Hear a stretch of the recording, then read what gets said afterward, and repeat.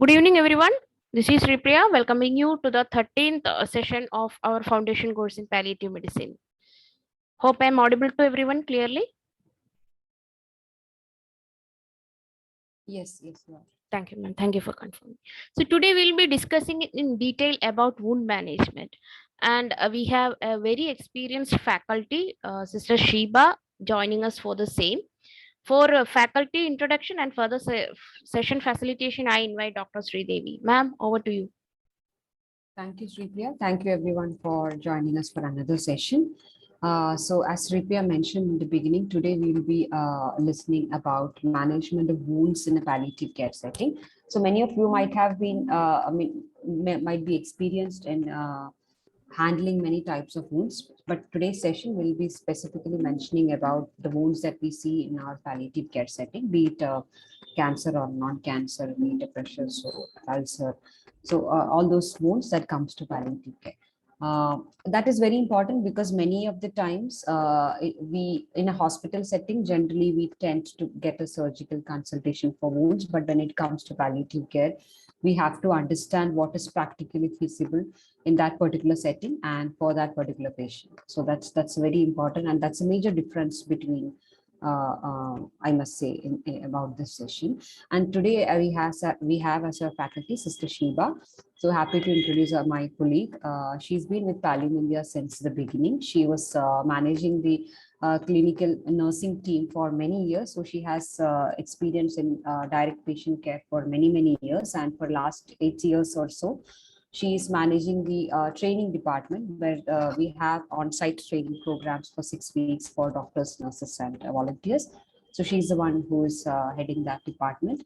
And she's faculty for many of the IAPC sessions. And very specifically, she's an invited faculty for training nurses and ASHA workers across the country, hosted by NHSRC, coming under the Ministry of Health and Family Welfare. So she's the lead faculty for training all the nurses and ASHA workers and ANMs, I think, all over the country. So welcome, Sister Sheeba. Happy to have you with us. Thank you, ma'am. Thank you for the kind introduction. Very good afternoon to all. Am I audible? Yes, you are. Okay. So thank you. So as ma'am mentioned today, we are going to learn a little bit about the wound management. So this is one of the major nursing issues in palliative care. You might have seen different types of wounds in your settings, but in palliative care, mainly we have seen two different types of wound. One is pressure ulcer, the another one is fungating wound. Let me share my screen.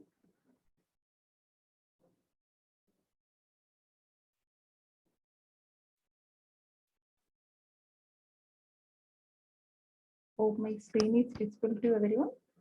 Yes. So let's see what is pressure ulcer first, and then go to the fungating wound management. So can anyone say what is pressure ulcer? Is there any idea?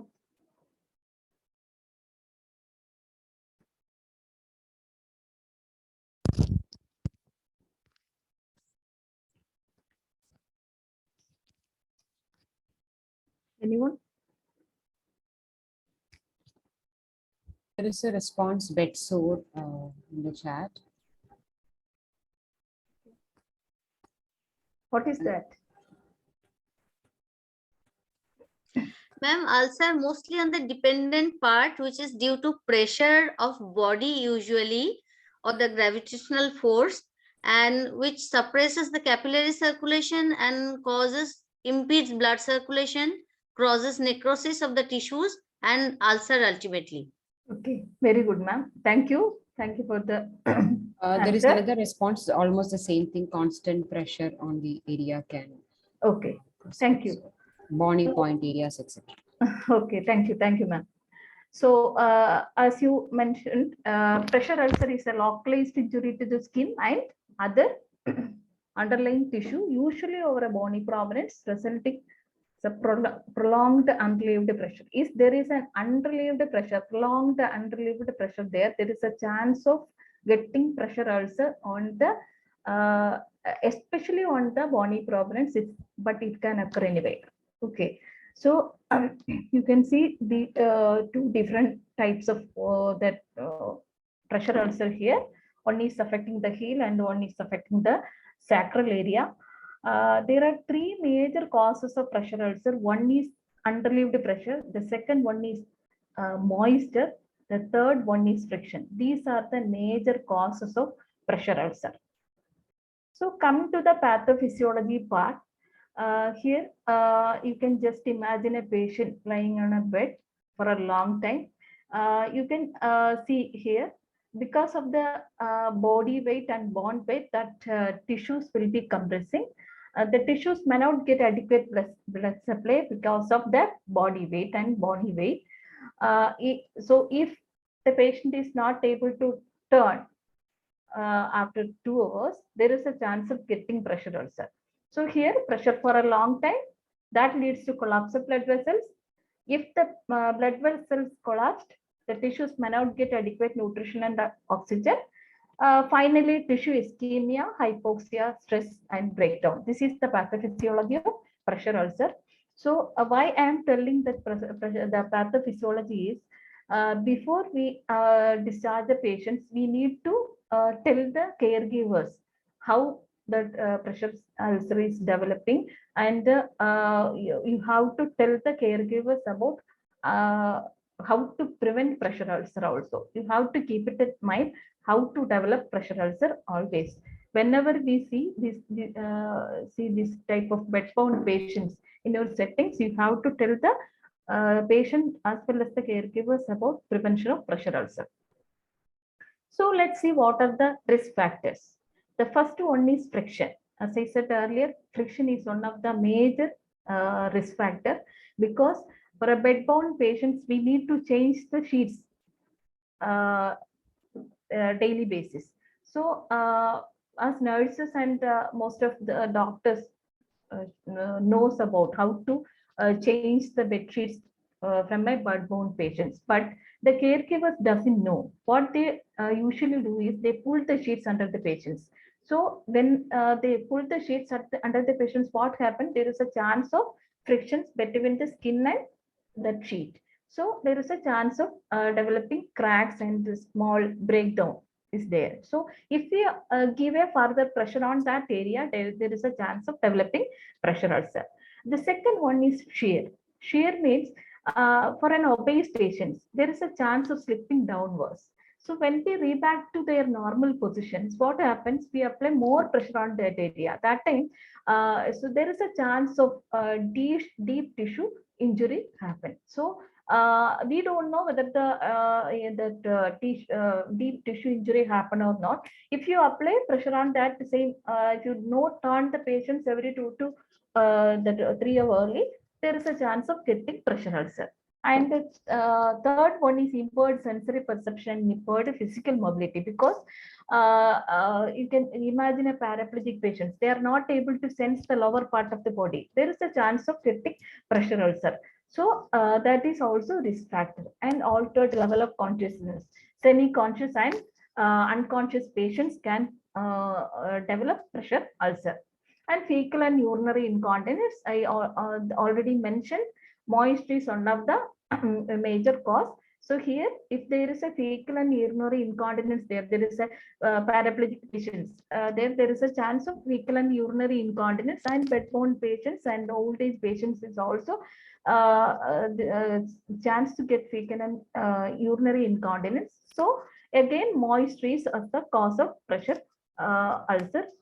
And malnutrition and dehydration. So protein, lack of protein impairment in the diet can cause pressure ulcer. So malnutrition is also very important factor here. And dehydrations.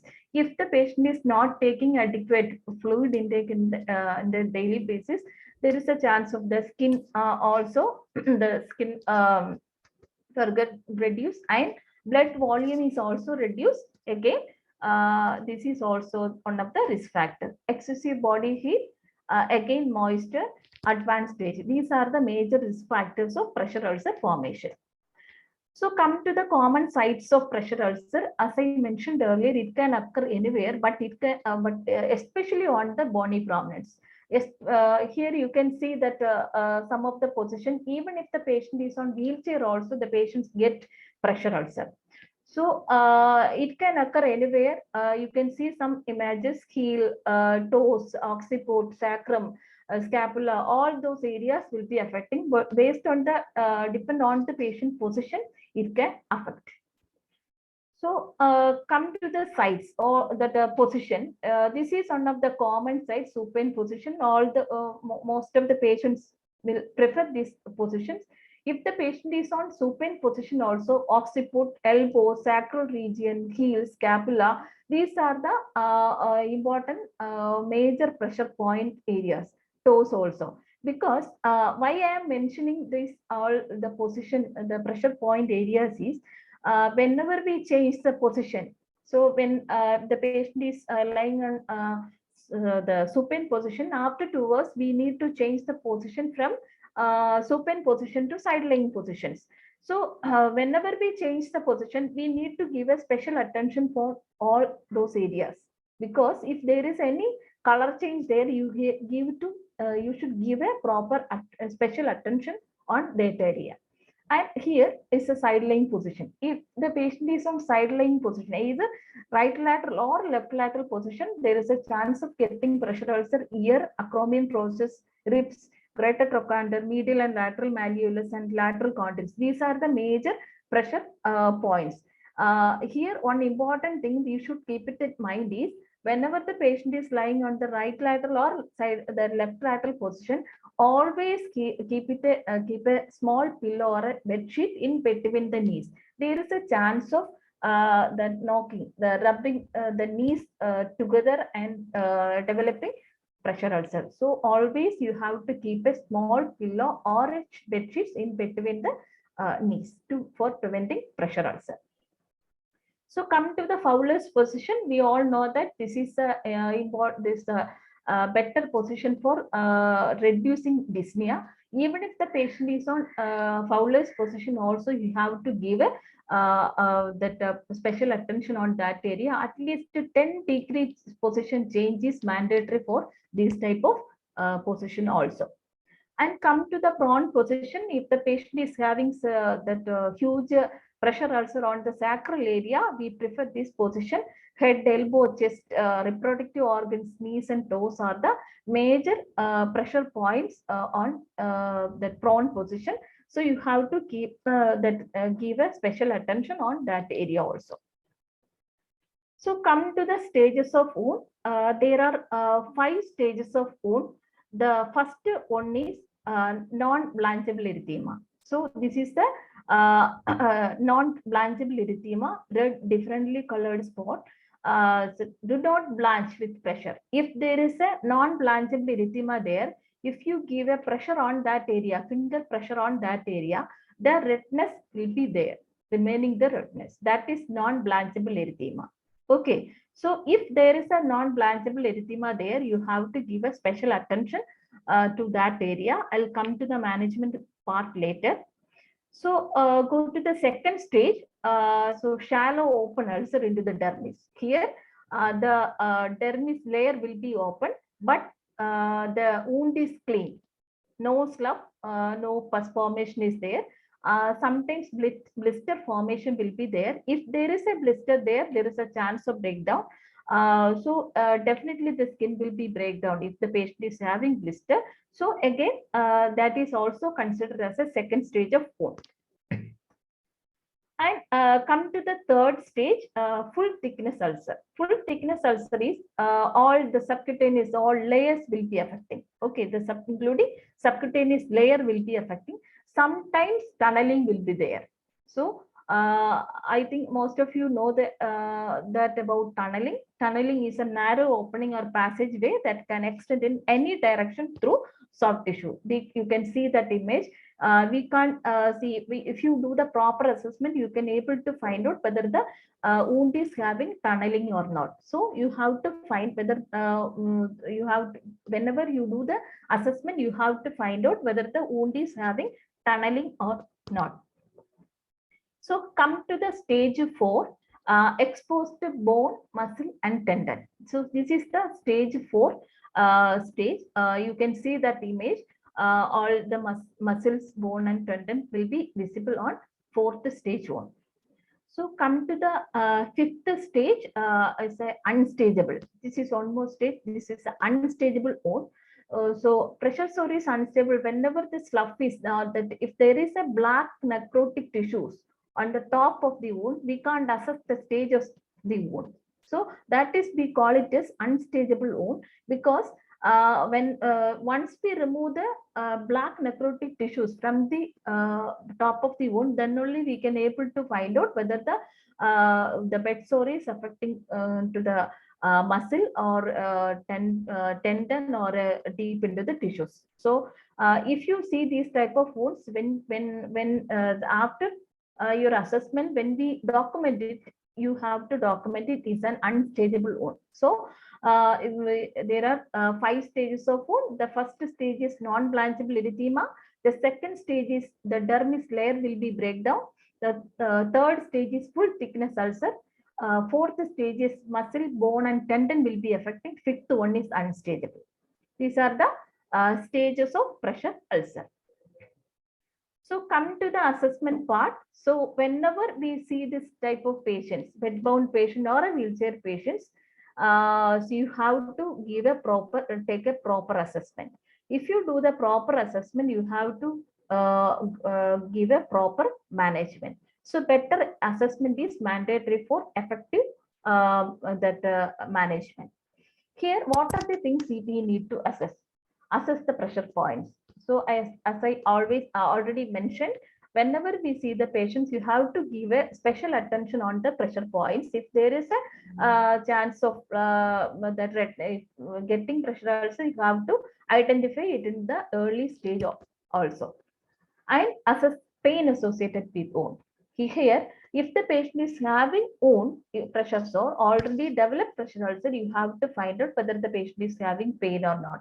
If the patient is having pain, you have to give a proper pain analgesics before that and give after you have to wait at least 45 minutes. If you give a systemic analgesics for controlling pain, you have to wait for another 45 minutes and then you can do the wound management. And assess location of the wound, measure width, length and depth of the wound, and stages of wound. Presence of exudate. Exudate means purulent discharge, the coming out of, if there is any purulent discharge, oozing out of fluid or a purulent discharge from the wound, you have to find out, assess for tunneling, and all those things you have to do the proper documentation. So the better proper documentation is mandatory for the after assessment. So come to the management part. As I already said, always medicate the patient for pain before wound care. This is very, very important. So usually we neglect this part. If the patient is having wound, you before without asking pain, you have always we do the pain, do the wound management. So you have to do the pain management first and then make sure that whether the patient is pain free, and then you can do the pain the wound management, sorry. And management of stage 1, this is non-blanchable erythema, only red color will be there. So you have to teach the caregivers about position changing. If you give a further pressure on that area, there is a chance of breakdown of skin. So you have to give a special attention on that area and prevent pressure on that area. Okay, that is the management of stage 1 and excellent incontinence control. So, so already I mentioned moisture is one of the major cause of pressure ulcer. If there is a incontinence there, you have to give a proper advice to the caregivers how to control incontinence, how to manage incontinence. And stage 2 management, cleaning and dressing with normal saline. So you have seen that picture, the wound. there is no slough, only clean wound was there. So you can give a proper dressing with normal saline. Normal saline is enough for this type of this second stage wound management.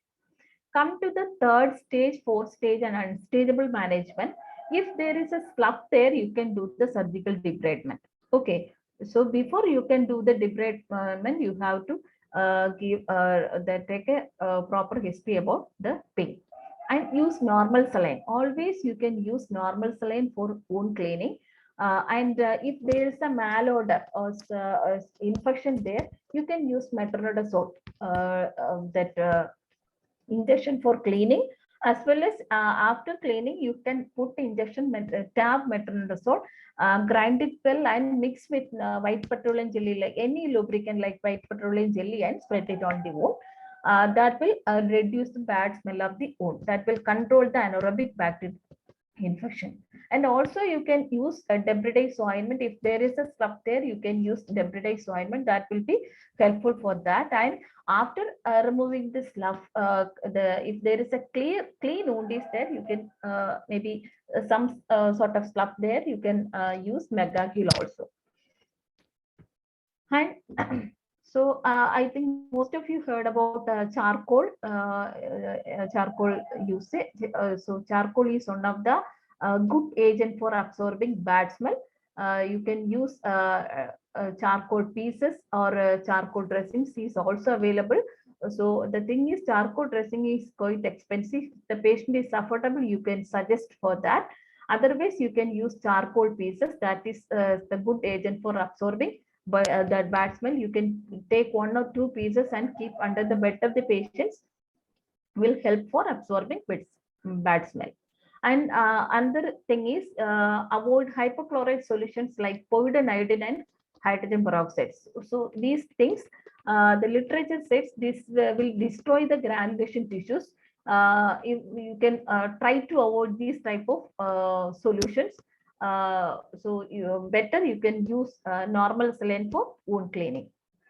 And surgery consultation. If the patient is fourth stage pressure ulcer there, you can refer the patient to the surgeon and find out whether it is skin grafting procedure is possible or not. If the patient's health status is okay, you can refer the patient to the surgeon and find out for that.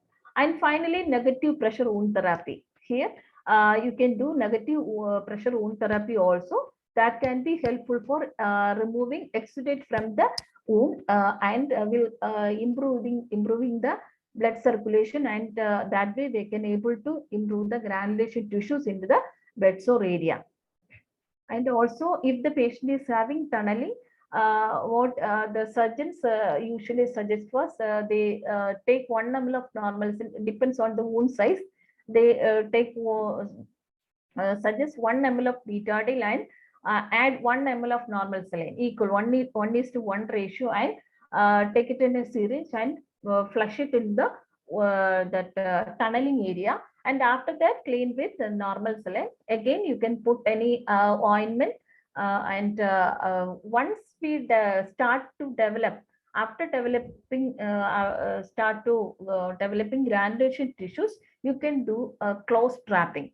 Okay, you can tightly close the wound. For that will be helping to heal the wound fast. And always you have to tell the patient about how to make a homemade saline.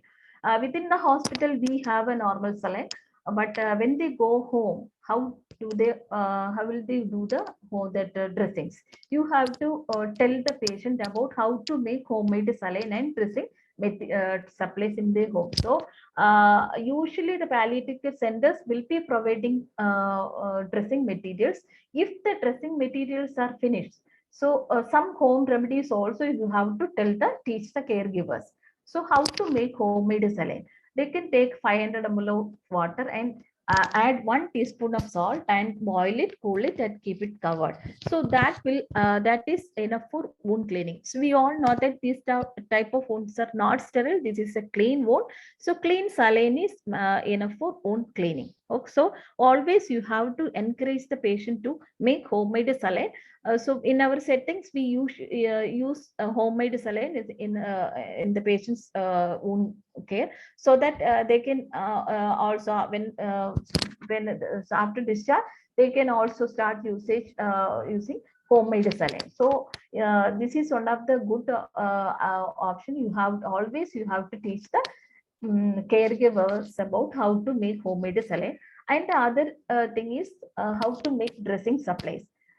They can take cotton sarees or dhotis, cut into squares, and they can steam it. They help idli cooker or that idli tray vessel. They can steam it for or that sterilization. So after that, they can use these type of dressing materials for wound dressings if the dressing materials are finished.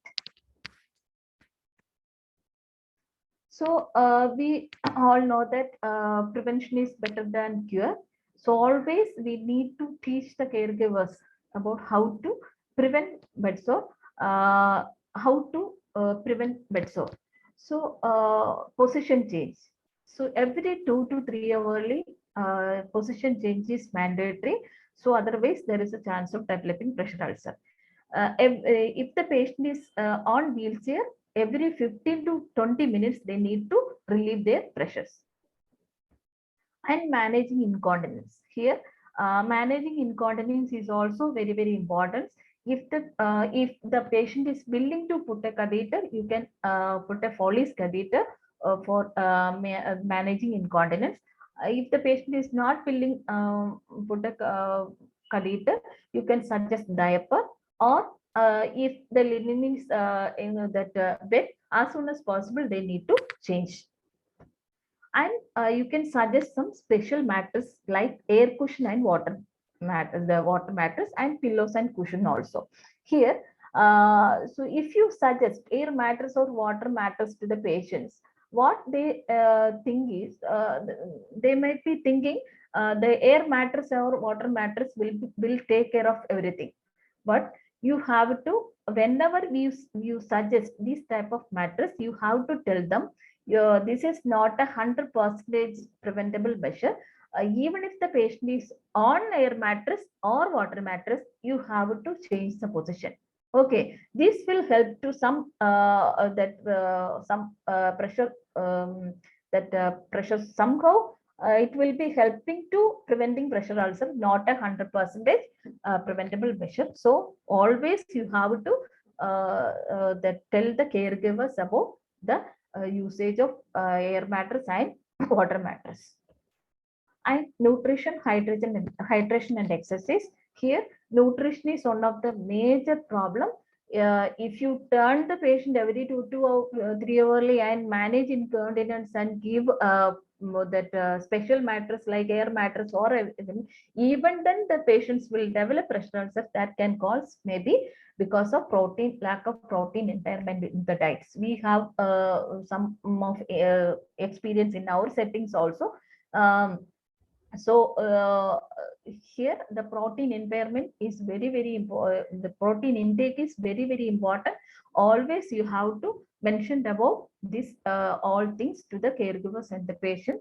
And hydration and exercise. So here is a bed-bound patients where so you have to try to improve the blood circulation. So we can able to give some exercise. Like if the patient is not able to do the exercise, you can teach the caregivers to do the passive exercise for that patient. That way we can able to improve the blood circulation and prevent constipation and contraction, all those things. So always you have to encourage the caregivers for giving exercise to the patient. And massage. Whenever we turn the patient, you have to give a special attention on that pressure points, and also you have to give a special massage, good massage to the dependent areas. Because if you give a good massage to the dependent area, that will help to improve the blood circulation. If the blood circulation is improved, that pressure also not occur. So whenever we turn the position, you have to give the special attention on the pressure areas and give a special massage on that area. You can use liquid paraffin or white petroleum jelly for that.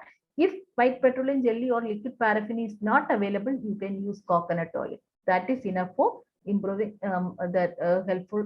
That is enough for massage. And always provide a wrinkle-free bed.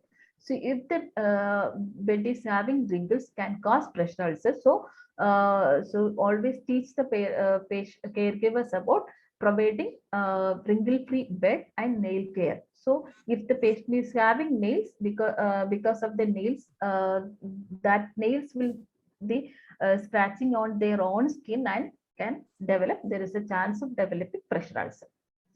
So this is a small tip for you for preventing pressure ulcer. SKIN. The first is supporting surface. Whenever we see this type of bedbound patients, always you have to think about. You can give some advice the patient the use of air mattress or water mattress to the patient. And skin inspection. The second is skin inspection. So always you have to give a special attention on the skin bony prominence, especially on the bony prominence. You have to teach the caregivers about the how to identify the stage, especially the stage 1 pressure ulcer. And case keep moving. Every 2 to 3 hours, you have to change the position. The eye is incontinence or moisture control. So here, bladder and bowel care is very, very important. Catheter, if possible, you can catheterize the bladder. Otherwise, you can use diaper and frequent changing of dressings or use diaper. And the last one is N, nutrition. Nutrition and hydration is also very, very important. You always keep it in mind, SKIN. You have to teach the patient. So how to engage the patient and family? So this is very, very important. Without caregivers support, we can't do anything. So we need to develop a contract between the patient and us. So here, how to involve the patient in care, the caregivers in patient care. So always you can develop a contract, because we usually use the term you. You should do like this. You should do like that. You should turn the patient every 2 to, otherwise the pressure sore will occur. That type of instructions will be there usually, but instead of you can start the use the word we. If you use the term we, they may feel that the somebody is behind them to support them. So they may feel more support. So they may usually they may think that they are care for us. They will be supporting for us. If they have any doubt, they will they should directly call you and seeking help from you. So you can use use the word you be. You can that way we can improve the contact between the patient care. And also you can give some patient information leaflets. So here this is the Malayalam leaflets. So after give a proper instructions, you can, if possible, you can make this type of the leaflets and give to the caregiver side and hang it on the wall or paste it on the wall. If they have any doubts, they can go and look it into any, whenever they change the position, wherever where they put the pillow, that type of instructions will in there. So if possible, you can give these type of leaflet to the patient caregivers. So I'll show a video on how to prevent pressure ulcer, and then come to the next part.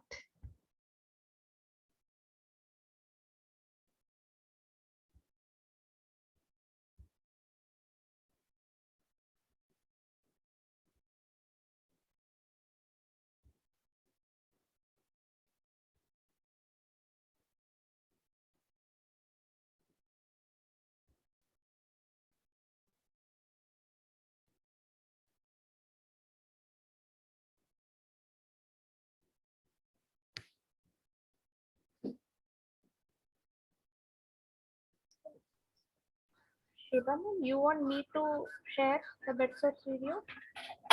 If you have, you can. Yes. Yes, sir. Hope you have cleared about it.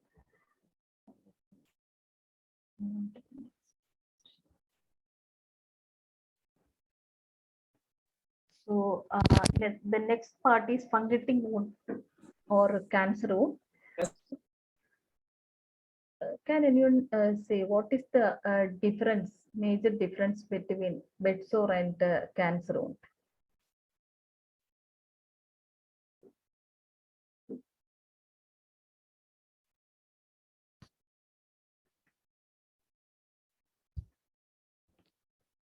Sripriya?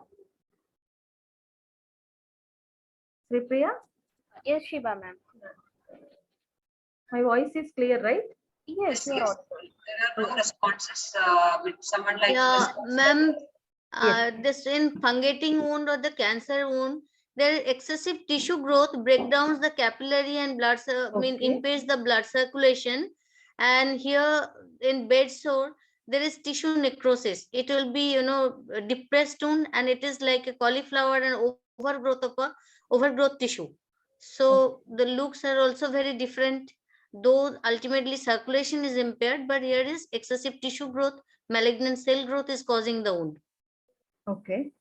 and there is one more response, malignant tissue infiltrate to the underlying tissue. Okay. Any other answers? Not preventable, never going to regress, and there will be some bleeding along with fungating mass. Okay. Who said that? Dr. Shaurya, no, Dr. Sunil said that there will be some bleeding, and Dr. Shaurya said that. Okay. Thank you. Thank you for the answers. Thank you, ma'am, for sharing that comments. Okay. So as you mentioned, as one of you mentioned that pressure sore is preventable and curable. The fungating under a cancer wound is not preventable and not curable. This is the major difference of pressure ulcer and a cancer wound. So let's say what is cancer wound. So it is a primary or a secondary malignant growth in the skin which was ulcerated and difficult to heal. Okay, so this is the definition of fungating wound. It is a proliferating growth will be there. It is difficult to heal, and both ulceration and proliferative growth will be involving together. So it looks like a nodulous fungus or a cauliflower in shape. So it look like that nodular fungus shape. That is why we call this that fungating wound. So come to the pathophysiology part. We all know that how the cancer is developed. Usually develop a non-tendon skin nodules. Gradually, the nodules will be enlarging. If the nodules is enlarging, that will be distressing the capillaries and lymph vessels. If that happens, definitely altered coagulation and disorganized circulation will be there. Finally, tissue hypoxia and necrosis. This is the pathophysiology of fungating ulcer. And I don't know how many of you heard about Marjolin ulcers. This is the type of malignancy of the skin. So malignant changes in the chronic wound like burn scar and pressure ulcer, chronic pressure ulcer and venous leg ulcer. This type of chronic ulcer can change to malignant ulcer. That is Marjolin ulcer. That is the that Marjolin ulcer pathophysiology is little bit different. So appearance of mass in the wound, not previously present. There is a new appearance of mass in the wound. Gradually, from that mass, from the wound, onset of pain develop. Pain will be there, and the patient will be experiencing pain, and also change in the character, volume, and appearance of drainage. This is the pathophysiology of Marjolin ulcer. So if these type of changes will be there, better you can refer the patient to the oncologist and take a biopsy from the wound and find out whether the patient is having Marjolin ulcer or not. If the patient is developing Marjolin ulcer, you can encourage the patient to take a proper treatment for that. So, as you mentioned, this is not curative, possibly it's not there. Here, this type of patients will suffer four aspects: physical, psychological, social, and spiritual problems will be there. Let's see what are the physical problems. Here, pain. So, pain is one of the physical is pain is one of the major problem because of that. The proliferative growth will be compressing to the nerves and the blood vessels can cause neuropathic pain because and the exposure of dermis is also can cause nociceptive pain. Sometimes this type of patients will develop experience two different types of pain. So nociceptive pain and neuropathic pain. Whenever you do the assessment, you can ask the patient this. If the patient is complaining of pain, you can assess, you can do the proper assessment whether the patient is having neuropathic pain or nociceptive pain. If the patient is having neuropathic pain, you can give a proper management for that. And malodor, come to the malodor the problem, the because of the anaerobic bacterial infection, the vitalized hypoxic non vitalized devitalized necrotic tissues present in the skin can cause malodor. So and also the stale exudate dressings have been more than number of days can cause malodor. So these are the two things can cause malodor. And bleeding. So bleeding. So usually the dressings are adherence. Improper dressing techniques can cause bleeding. The dressings will be adherence to the wound. Before soaking the old dressings, when we try to remove the dressings from the wound, that there is a chance to developing bleeding. And the other another problem is that because of the tumor growth, that will be there is a chance of protruding major blood vessels. So that is also another cause of bleeding. And exudate is also heavy oozing or that purulent discharge coming out of the wound, especially this type of wound because of the that by the because of the dilatation of the blood vessels within the tumor can cause lot of exudate. So we have to give a proper assessment and give a better management for that. And itching.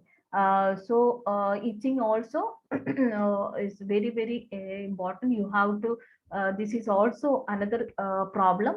If the patient, there is a chance of developing small spore nodules in the edges of the wound. So that time there is a chemical reaction into the that skin, that that is the chance that cause the patient is experiencing itching. And the another thing is that exudate, the oozing exudate will be touching on the normal skin can cause itching. And infestation with maggots, again on this is one of the physical problems. And communication difficulties is if the patient is having head and neck cancers, they are not able to communicate properly. So if the patient is having pain, they are not able to properly communicate.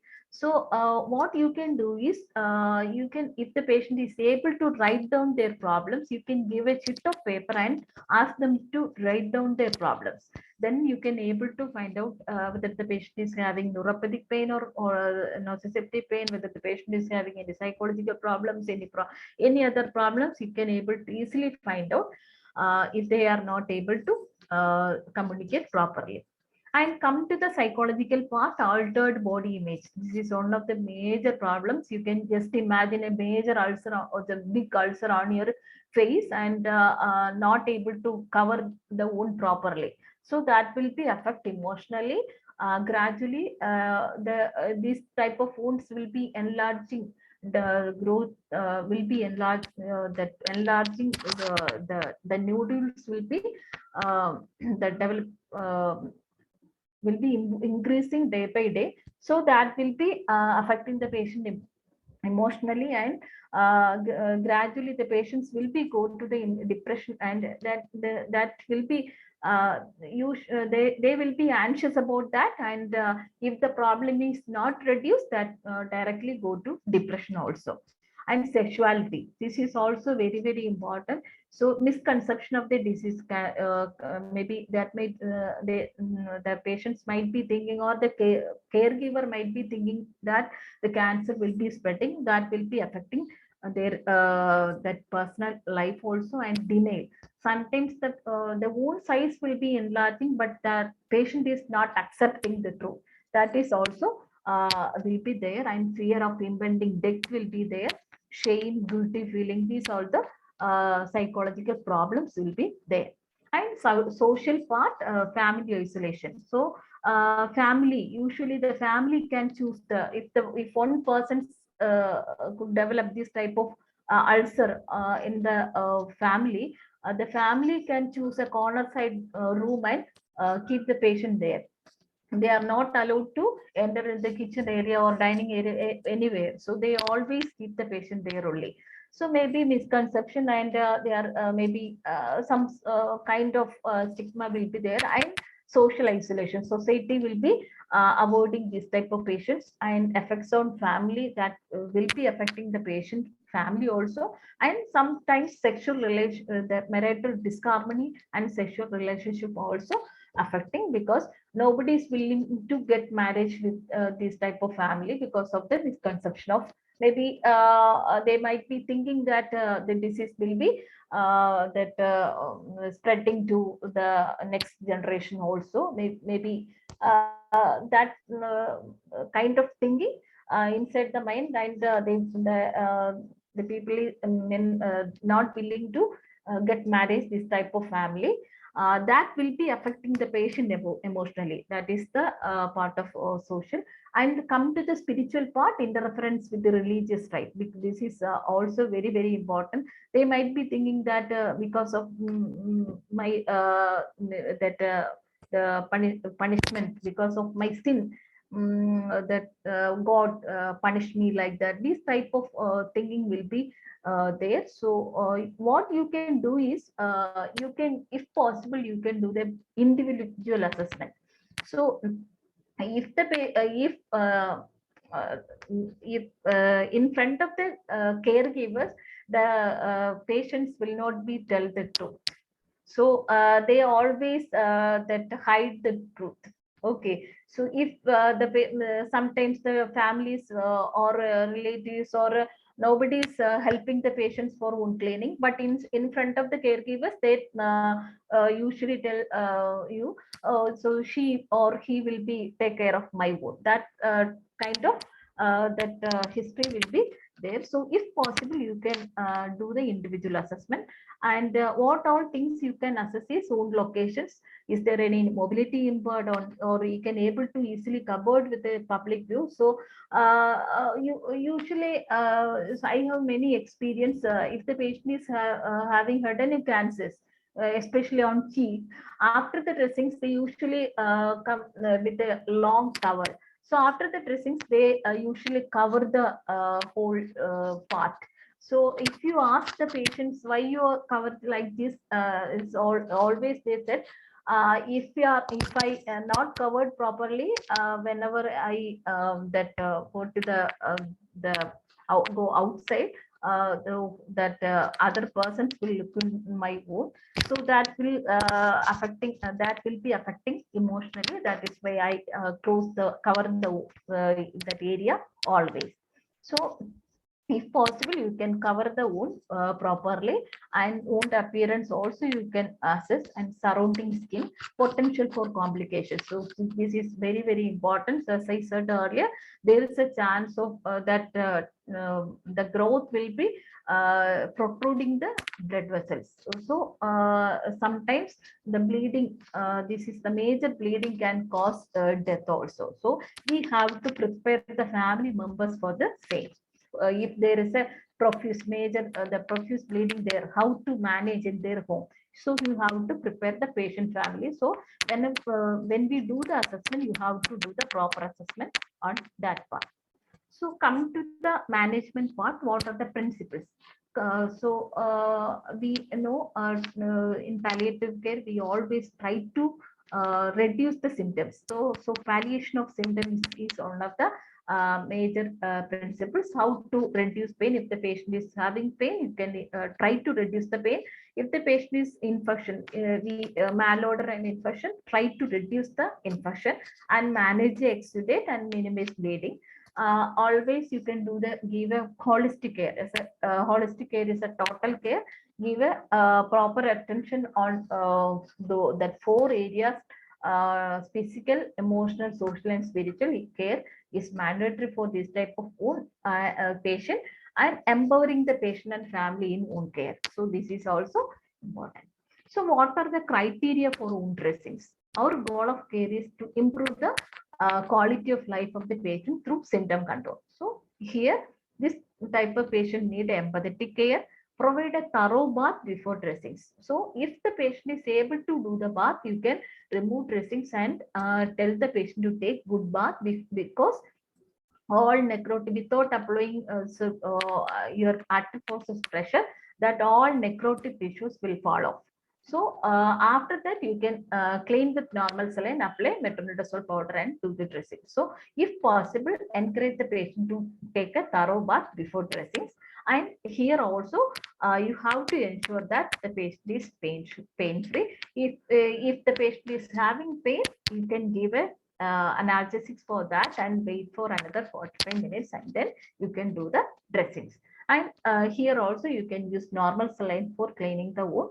Select the dressings according to the size and shape of the wound and the character of the wound. So come to the management of pain part. If the patient is deep pain, like nociceptive pain there, you can adjust, you can give a adjusting the systemic analgesics. If the patient is on morphine, you can increase the dose, or you can give a rescue dose of morphine before you are doing the wound management. Or if the patient is having superficial pain, like neuropathic pain, there your the systemic analgesics may not work. So that time you can, what you can do is you can do the local anesthetic agent like Sensorcaine. So you can take that depends on the wound size. You can take 1:1 ratio, and then that sprinkle on that spread on that wound, and then wait for another 10 minutes. That time that time the patients will get adequate pain relief. Then you can do the wound dressings. So come to the malodor part. So this is malodor is one of the major problems. This will be distressing to the patient as well as the patient family. So here, how we manage malodor, how to help the patient manage malodor is very, very important. Advise the patient to do the daily cleaning and dressings. As I mentioned earlier, stale exudate dressings have been more than number of days can cause malodor. So daily cleaning and dressing is mandatory for reducing malodor, and local metronidazole. So for controlling anaerobic bacterial infection, this is one of the better medication for controlling malodor. So this is the drug of choice of controlling anaerobic bacterial infection is metronidazole, or the same tablet, the tab metronidazole, crushed it and make it a powder form and apply on the wound. And IV metronidazole irrigation also. There is a pocket formation there. If possible, you can use injection metronidazole for irrigating the wound. If the patient is having head and neck cancers, you can use that metronidazole nebulization also. So nebulization, instead of astaline or Budicort, you can use the injection metronidazole, and take you can use nozzle for that. Fumes will reducing the malodor. Okay. So systemic antibiotics. So here the superficially the blood supply is not effective, and it will not it must not help much, but you can try one course of antibiotics and see whether the infection is controlled or not. So otherwise, you can go on metronidazole, oral tablet, and systemic application, and metronidazole irrigation and nebulization. And frequent changing of dressings depends on the exudate level. So if there is a huge exudate there, based on the that exudate that things, you can change the dressings. Here also no hydrogen peroxide and betadine, that will not help for the patients, and also it will be irritating to the patient wound also. And come to the bleeding part, always try to prevent bleeding. So if the dressings are adherent to the wound, before removing the dressings, soak well and then try to remove the wound dressings. That way we can able to prevent. And if bleeding starts, try to give local pressure on that area. And another option is sucralfate powder. This is a good sealing effect. That same medications which we use on peptic ulcer patients, that sucralfate tablets will help to control the bleeding. This is the some topical effect is also there. You can use sucralfate powder and tranexamic acid. Then you can move on to the systemic at arm's length. And also palliative radiotherapy. So palliative, if possible, you can send the patient to take a palliative radiotherapy, and to the oncologist, and take one course of palliative radiotherapy. That will help to strengthen the size of tumor. And if the profuse bleeding there, always they can use a dark color cloth for wiping out the blood. That will reduce the anxiety level of the patient, and that way we can able to reduce the anxiety.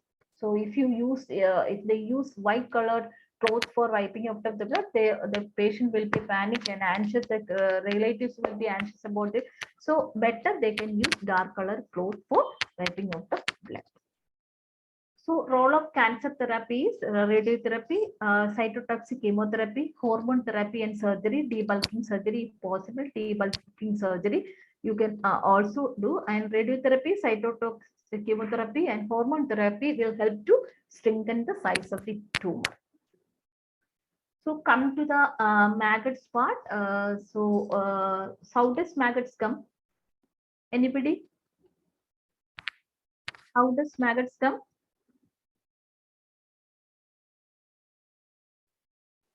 Any From idea? flies. From flies. Very good. It comes from flies. So education is very important here. If the patient is having this type of ulcer, that if any type of wound there, usually the flies will be attracting the infected wounds. When they touch the wound, they may lay eggs. Within 8 to 12 hours, that eggs will be coming out of maggots. So this is very important. We have to teach the caregivers and patient about proper covering of the wound. So proper covering of the wound is very important for preventing maggots formation. If maggots there, you can take turpentine oil and soak to the gauze piece and keep close to the wound. Okay, so after that, whenever if you that solve the gauze piece and keep close to them, that time the maggots will start to come out. You can do one thing. You can try to remove it that with the help of artery forceps. The physical removal is one of the way to remove maggots. And one important message I want to convey with you all is, don't follow maggots. Whenever you go with the artery forceps, they go inside. Okay, so if you follow maggots, your artery forceps will rupture the blood vessels and or the blood vessels or nerves. So that is very important. Whenever the maggots will come out, you can take it out. Don't follow maggots. So caregiver education is also very important for prevention of maggots. Okay, thank you. Thank you, Sister Sheeba. We can take up a few questions, maybe one or two questions before the case presentation. You can either unmute or you can just type. Madam, I wanted to ask about giving sulfate powder and tranexamic acid. Tranexamic acid given systemic as tablet, or you like we can give it as a powder form. Local application is possible. But I'm not clear. Yes, sucralfate and tranexamic acid, local application, topical Local application is possible.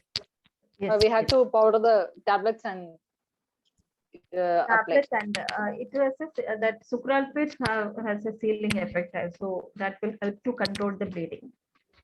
Okay, okay. So I have seen only in syrup formulations. No, tablet is also available. Tablets. Okay. It's slightly difficult to get, but tablets are not that difficult, not that expensive also, but it is available. So we tell them to crush the tablet and put it over the bleeding wound. Any particular brand name or anything? I mean, We just write the generic name. We just write tablet. Okay. I don't know whether it is available. Okay. Any other question?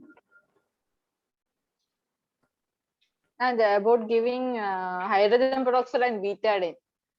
I mean, she said, Madam said that it decreases the granulation tissue growth. Yeah, destroy the granulation. Yeah, but tissues. I recently read one study which says that this using nano silver, which we commonly use, we use mega heal. I read about a study in NCBA which says that nano silver is going to cause more resistance, and it actually decreases this delay in healing time because of this granulation tissue. Like it inhibits some factors and all those things. So they in that study they were saying that using like instead of using antibiotic, you should better use like antiseptics like betadine, like hydrogen peroxide. Not hydrogen peroxide. They were recommending betadine, povidone iodide. So like, I mean, I was a little confused about that. Can I take that question? Yeah. It was not real. What I mean, I guess she's telling in one study they've mentioned the use of povidone iodine. Nano silver, I understand. Yes, we had some donated silver preparation that we got from US, which were silver impregnated sticks, which we used on the wound, and which was very, very effective. You just need to know, because it's very strong agent, so you just need to know how to apply it.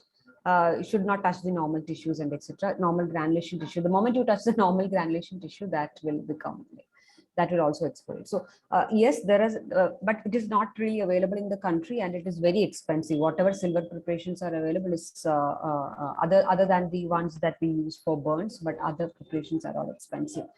Povidone iodine is not generally recommended, other than like not in surgical wounds. Of course, we clean with povidone iodine, but not in pressure sores or malignant wounds. And as you might have noticed, we don't even use the autoclaved material, because the wound is not really, like, you don't need to be sterile because the wound is contaminated, so it needs to be clean. So there is no indication to use povidone iodine, and it seems that a lot of studies tells that it can actually augment the process of healing. Hydrogen peroxide is totally contraindicated. Okay. What about mega heal, ma'am? Like one of the most common used silver preparation is mega heal. Like yes. We also got free samples, or we are also giving so many patients. Yeah. So mega heal for mega heal use, if the wound has any slough there, it may not help. Once you remove the slough, it will help. Only in clean wounds. Clean wounds. Yeah. And the second thing is cost. I don't know how many of you have used the tube contains mostly air and then a little bit of mega heal. So it's like mostly 25 air gram or 30 gram or something expensive. is cost like few hundred, I think. Yeah, so we have seen patients getting these free samples from their surgical ward, and then they come home, they take this tube and go to the medical store and start buying this. Then it turns out to be very expensive, and then they approach us. So So yeah, it's not very cost effective. It is not really, it's very expensive for normal patients. Even when we start providing for some patients also, it was really expensive for us, because the need is like 2 times you are dressing. Generally, the wounds will be very large. Like this is for pressure sore, not for malignant ulcer, but the wounds will be multiple and very large. So it's really not affordable for normal patients. Sister Sheba, there are 2 questions in the chat. One is about which one is good, whether it is airbed or waterbed. Airbed is good. Yeah, but whichever bed it is, you have to turn the position. Some people find it difficult to change on their own on waterbed because the water keeps, it's like a wave. So sometimes it turns out to be slightly difficult for the caregivers to change the position and take care of the patient. Another quick question, how often or how long should you apply turpentine to remove maggots?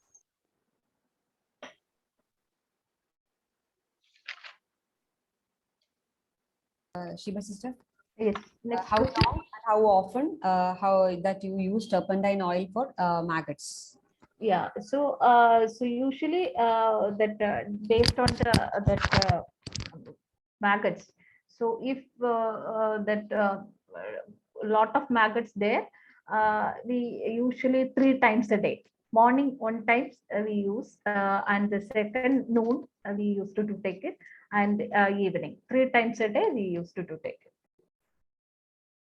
Depending on the number, like if there are only 4 or 5, then you can do it once a day. Maggots, can you be clear? I mean, we are supposed to, we are using the oil only to attract the maggots outside. We are not pouring anything in the wound, right?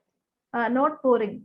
Yeah. So what you can, yeah, you can, what you can do is you can soak the turpentine with the gauze piece and keep close to the wound.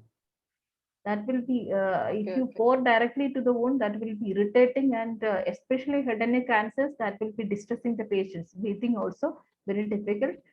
You can soak the gauze piece and keep close to the wound. That is enough. And regarding metronidazole, how long should we give local metronidazole for a malodorous wound? Do we give it once daily, like one crushed tablet during dressing time alone? How do we use the topical metronidazole for malodor? Yeah. So here, what you can do is, we usually what do is take it 10 tablets and crush it, and based on the the wound size. If the bigger size wound there, you can take 1 or 2 pinches of metronidazole and mix. You can mix with white petroleum jelly and make it a paste form and apply on the wound. So they based on the wound size. We usually take one that 3 strips at a time and crush it and make it a powdered form and keep it in the bottle. So whenever we go for dressings, you can take based on the wound size, you can take it. No ratio. Yeah. I hope that is clear, Dr. GB. We tell them to crush it together and keep it like a powdery form in a small box so that they can use it for a week or a few days. Placentrex gel, I think I might take that question. I have seen that being used in certain precancerous oral conditions, but we don't have any experience in Placentrex ointment. Heard people using it, but not experience in Placentrex. Ma'am, I have a doubt regarding making the home gauze. Ma'am, I want to ask whether we can wash this cloth and dry it under sunlight, then iron it rather than steaming it. Because when we steam, it will get wet. So we have to again dry and. So no. After steaming, you can, what you can do is after 15 to 20 minutes steaming, you can open the lid. Okay. If you are not open the lid, there is a chance of wetting the gauze that cloth. So you can open the lid, and that way we can able to prevent wet. Okay, ma'am. There is one more doubt. When we remove maggot, there is actually there is a chance of bleeding. Do we have to put tranexamic acid in such dressings? Yeah, Even if though if there is a bleeding there, try to apply local pressure first, and that bleeding is not controlled, you can apply sucralfate powder or tranexamic acid. This okay. is the local topical usage. If not controlled, you can go for systemic ethamsulate. Then you can refer the patient to the surgeon or oncologist. Okay, thank you. Ma'am, Sridevi ma'am, you want to add anything? No, the same thing. And very commonly, the bleeding stops when we start removing the maggots. And if someone is coming to you with sudden onset of bleeding from a wound, yes, we know that there can be some vessel injury, but very commonly we see maggots inside the wound. So just when they say oozing kind of bleeding just started in 2 days, then better to keep in our mind that we might be looking for maggots also. The moment we remove maggots within a day or two, the bleeding generally stops. I'm not talking about where there is a vessel infiltration, but otherwise bleeding due to maggots. But there you can apply a topical if the bleeding is profuse. Yeah. So and As always, yeah, madam. no, as she was mentioning, Always you try cannot to go prevent behind. bleeding. So as I said earlier, usually the dressings are adherents to the wound. So before removing the old dressings, you can soak well and then remove it. That way we can able to prevent bleeding. Okay.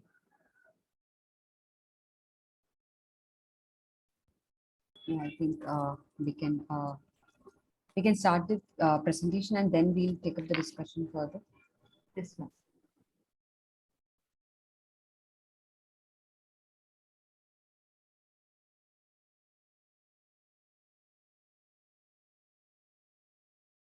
Over to you, Dr. Meenu.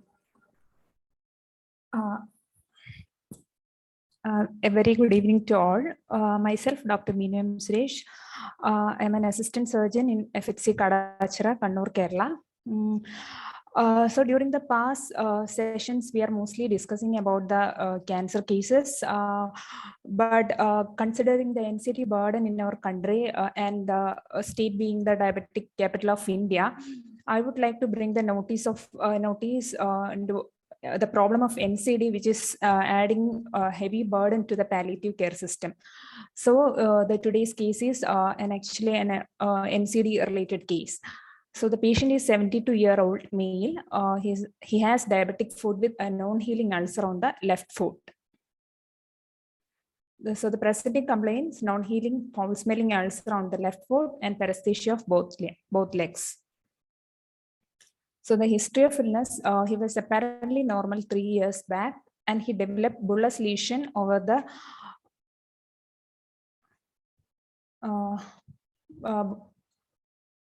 just 1 minute. Bullous lesions over the left leg and underneath the second and the third toes of left foot spontaneously, which developed into multiple ulcers over left leg and underneath the toes of left foot in 1 week time. He got outpatient treatment from primary health center for 6 months in the form of dressing of the wound, and he was diagnosed with type 2 diabetes mellitus at that time. The treatment was irregular due to financial constraints and lack of family support. Ulcer on the foot became extensive and he underwent tarsometatarsal amputation of the left foot after 6 months of outpatient treatment. And he was discharged and he couldn't adhere the follow-up schedule, and then he had uncontrolled hypoglycemia as well. So the amputation site was never healed since then, and the ulcer spread all over his left foot and it was foul smelling.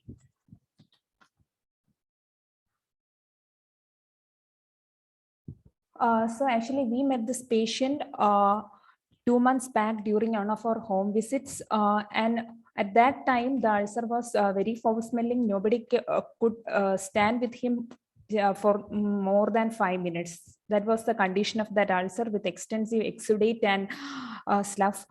This picture has taken after 2.5 months of treatment. Anyway, somehow we managed to bring him in hospital with the support of the panchayat member and some of the community volunteers to do a wound debridement. And the picture shows the condition after 2.5 months.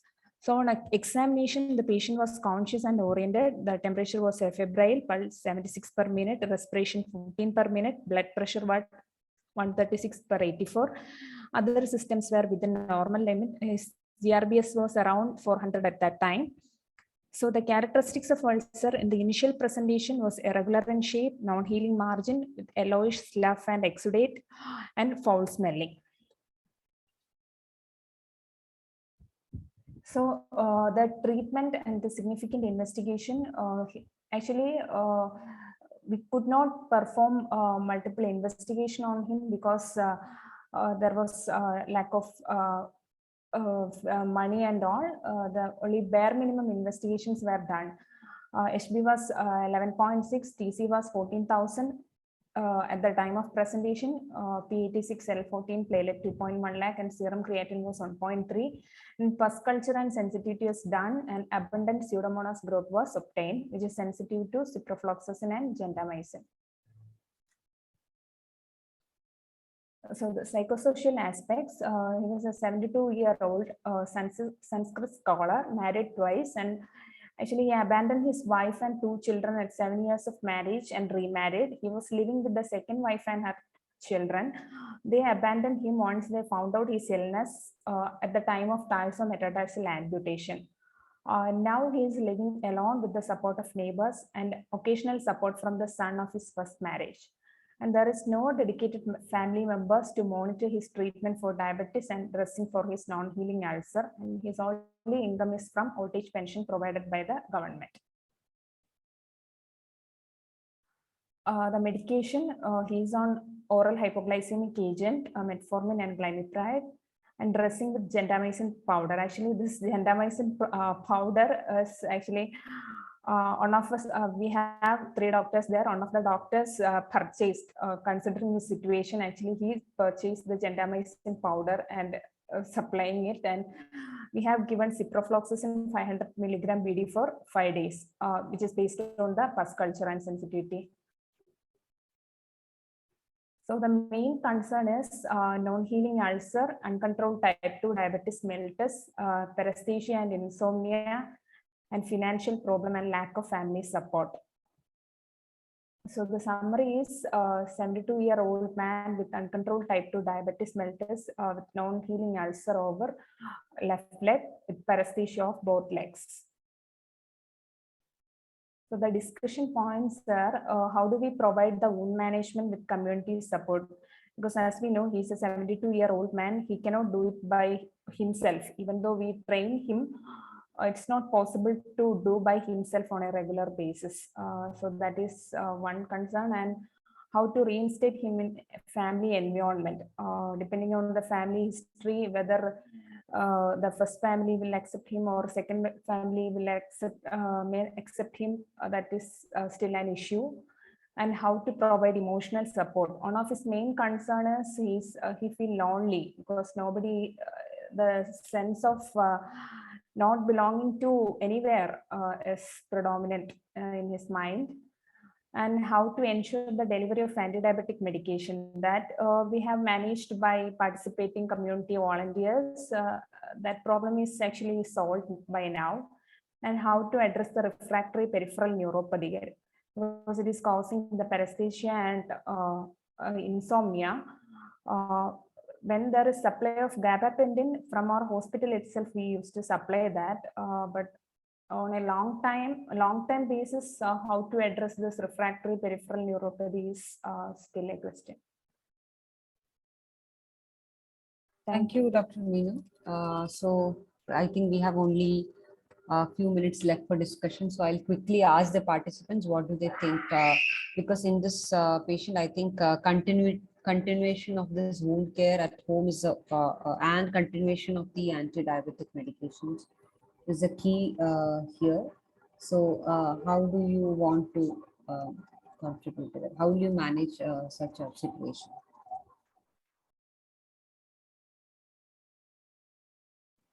Madam, one of the things I think is for us keeping the wound clean and reducing the malodor and infection as much as we can possible should be the aim. And I think we can give ciprofloxacin for 2 weeks. I think 5 days is not enough. We can give for 2 weeks. And the gentamicin powder or metrogyl powder is more cheaper. Metrogyl tablets are more cheaper, so we can give the powder. And like for daily dressing, I mean, whatever he can do, putting the powder, washing. I don't know whether he can get saline water, and also whatever water he has to wash and use some mundu or cloth to wrap his leg and use the Metrogyl powder. Since he is having peripheral neuropathy, I hope he has no pain, which is a boon in one way. Diabetic medication they have supplied, I think it is getting reinstating him into a family environment. I don't think so far whether it is possible or not. It is not. We can try to convince, but it is it's difficult task. One thing we can do is we can link him to some social NGOs or any homes where he can use for a short period till his leg heals. So I think we cannot do all those things. Ma'am, is there any offloading, corrective shoes, all those things? They are very important part. But in this social scenario, I don't know that how things are provided or how much he can manage. But without that, is it successful? Because foot, when the dependent parts are affected, you have to, the patient should not use that part much. That becomes a very difficult part of management. With medicine, with dressing, those things are required, but only thing he has to use his leg. So crutch or something, those type of things are very much required. What do you think? I don't have much experience, but about management, I'm really keen to know. Mr. Shiva, would you like to comment? There are a lot of comments coming here as continuation of wound care and pain management and proper diabetes control is necessary, and maybe engaging the community or healthcare worker for dressing and supplying medicines under this NPCDCS program, where you have access to many of those medications which are needed.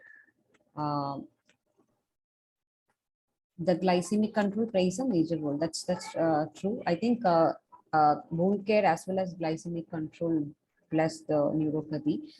So these are all very important points, but then it's not that easy to manage at home without proper family support. So how to deal with that? Sister Sheeba, would you like to comment on that? Yeah. So is there any nearest palliative care centers are there? Actually, ma'am, our in my PHC there is a palliative care project under LSCD, and we are working with them. Actually, we have a palliative care nurse, but it is not possible to go his house in every daily basis. It's not possible to give wound dressing for a single patient. We cannot go daily there because they have other duties also, like medicine dispensing and all. So it's not that possible to do it on a daily basis. And this glycemic control by insulin is also not possible because he is living alone. He doesn't know to how to take, and he is very apprehensive about it, the injection part. So that is why we are continuing with the OHA. And we have used metronidazole powder, actually Metrogyl, for almost 3-4 weeks, but there was no improvement with that. That is why we have done a pus culture, and it was sensitive to only this gentamicin, which is a costly one. Okay. So here, so I would suggest if there is a local volunteers there, you can empower the volunteers for daily dressings. Here, that patient is alone. With the you can inform to the local member, that panchayat member, and with the support of the member, you can if the patient is willing to go for a hospice, you can refer the patient to hospice for better management. That is one suggestion my side. If you are not to get proper the local volunteers in the that particular area, better you can refer the patient to the hospice. So before that, you have to get permission from the that panchayat member and police station also. The panchayat member should tell the police station before refer the patient. Try to so involve the patient family. So here the problem is here to marriage. Definitely there were problems were there. So try to involve the families. If not,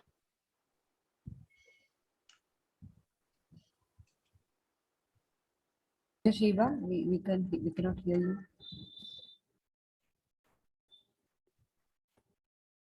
Mr. Sheeba, maybe the network has gone.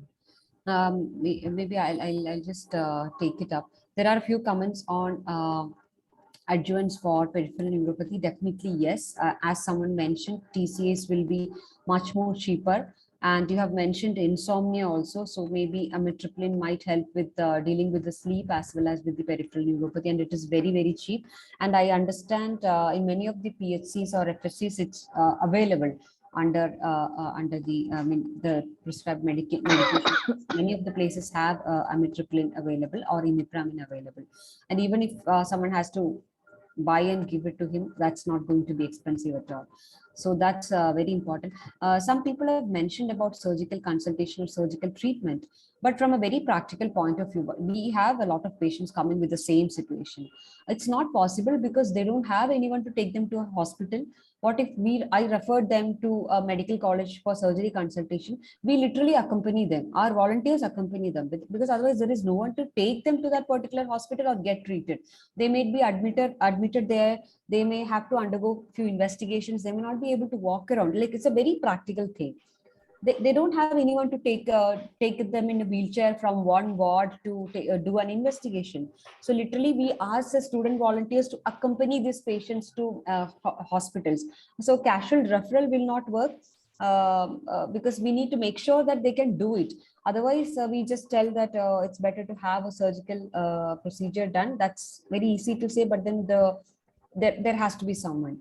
And we do find these kind of situations very, very often where, as you said, they are not willing to take insulin because they are scared. Some people are willing to take insulin, but they don't have any place to store it. They don't have anyone to take it for them. Yes, but there is one suggestion on adding one more OHA. That is something that we can consider, because he's okay to take tablets. So one major question, is he able to take care of the wound on his own? He will be scared for sure at the beginning, but what we do is that we empower the patient themselves to, because it's the end of the food, so he can just keep it over a chair, wash it with the normal saline or a clean water, and just keep some dressing over it. So uh, definitely the first response will be no, because I'm scared, but then gradually empowering the patient themselves to take care of the wound will be one thing that we'll explore first. And in my setting, we have social workers or community engagement team who will go and talk to both the families and just talk to the patient first to ask whom to ask support, what do you prefer, because you need a support from someone. So according to that, we'll talk to either of the families and see whether they'll be able to help. We have done that, and we have a lot of examples of family coming back together, many examples where husbands were away for many years, and the wife and child was abandoned. They were on the verge of suicide, and the social worker could go and talk and bring them back. So many examples. So one conversation would happen, but then in your setting, I know that is a limitation, but as Sister Sheba was mentioning, you can contact the ward member or the counselor, because in our place they have a lot of voice among the villagers. So just ask the counselor or the ward member to initiate the conversation, because he has nobody. This has to be done. We cannot come every day, but we are okay to monitor once in a while. But why don't you talk to his family? So they generally they will be able to negotiate with either of the family and get some support. That's one way of going forward. Okay, ma'am, we will definitely try that. Because it's a kind of when you ask the counselor, they feel that it's their responsibility, and they have a good voice among the villagers. Like, one counselor or a ward member is going and talking to his family, so there is more chance that they may agree to what you are telling. And it works. It works 99% of the time, but there are instances where it does not work, but very, very less. Okay, ma'am. Medications, yes, we have to through palliative care. I'm sure you will be able to manage the continuity of anti-diabetic medications for sure. At least the normal saline and dressing materials are available under the palliative care project. So the nurse will have all these dressing materials, including metronidazole, and I understand amitriptyline also might be available under the palliative care program. At least because you are in Kerala, I'm sure that is much more easier than any other states. Yes. And when you talk to this counselor, and if some family member is able to come and have the conversation, that itself is an emotional support. The patient will feel there are people talking to my family, trying to bring support for me. So that itself solves a lot of problem. Yes, ma'am. Thank you, ma'am. Any other comments? I think I don't know whether Sister Sheeba is back. I just took over the conversation. But it is very important to explore whether patient is able to do dressing on their own. Like in malignant wounds, many a times, the caregivers won't be that confident to do the dressing, and the patients may not be that confident to give the dressing part to the caregivers. So usually they keep a mirror and they do the dressing, or the breast wound, they do the dressing on their own. So, and we have so many patients doing dressings on their own, like without any support. So that is something that you can explore. Like he might need a lot of hand holding. So that is what happens when we admit patients. So suppose a patient with wound is getting admitted in our hospital, for example, 2 weeks, a month. During that period, we make sure that he or she will be able to do this dressing on his own, or at least if there is a caregiver, we make sure that they can do it. So that's one thing that we can do to train the patient himself to take care of the wound. Any other questions or points that or Dr. Meenu or anyone else have to discuss, please?